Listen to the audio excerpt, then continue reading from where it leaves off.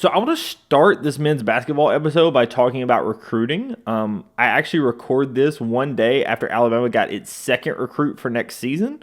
So the recruit that we just landed was London Jemison, a top 40 guy, about a 6'8" wing/forward. What you need to know about him is that he is obviously a top 40 player, a really good recruit. We get him over Kansas and some others, and he is somebody that also played on expressions with A.J. Dybantsa.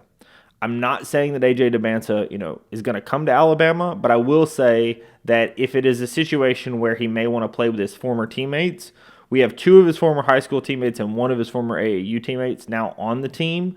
And also to keep a note with that, the reason why it's important that he played with Dybantsa, that's part of the reason why London Jemison was such a big priority for us, is he also played under Preston Murphy, right? Assistant coach Preston Murphy was the AAU coach at Expressions, and that's where London Jemison's coming from. Really, really good recruit.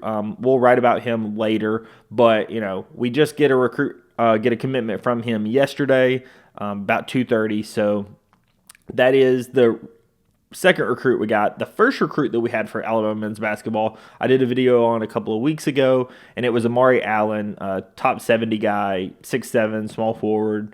So we've got two, wing-style, forward-style players that are now committed. So obviously that archetype that Nate Oates has had a lot of success with.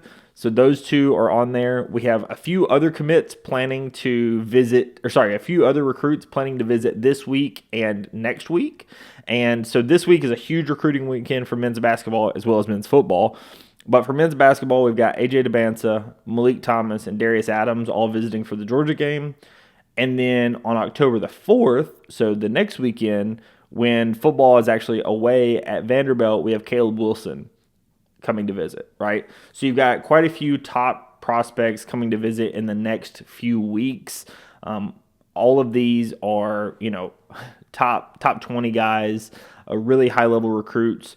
Is Alabama going to land them? We'll have to see how the visits go and how everything goes with there. I know on the Dybantsa front, we are not going to be the top NIL offer. He holds a really high NIL offer from BYU, but most of the experts have it between BYU and Alabama.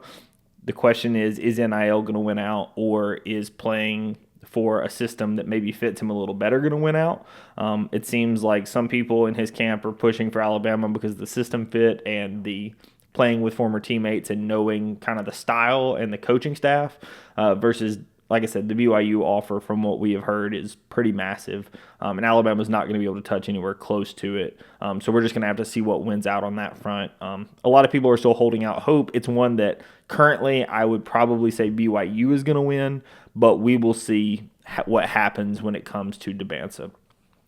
There is another recruit, an uncommitted guard in the top list that I'm not going to mention just because everything hasn't become official yet, and I don't want to cause anybody to get upset. Preston Murphy and Oates kind of have the real G's moving silence like lasagna mindset. They don't like people to know who they're going after, who they're talking to, who they're trying to get on campus. So whenever that comes out, it's a top 15 uncommitted guard. So if you want to do your research, you may be able to figure out kind of who it may be. But that is somebody that we're trying to land potentially. We had like Mikael Brown also visit back in January. So at the end of the day, I trust in Preston Murphy. I trust in Nate Oates. They're going for a top 3 class again. I would expect that they're going to land it. Just the ability, the system, how successful they've been, I think that they're going to get the class that they were wanting. So, we will see what pieces end up finalizing in this class. But you got two, pieces of that puzzle right now with London Jemison and Amari Allen. So we will see what happens on the recruiting front.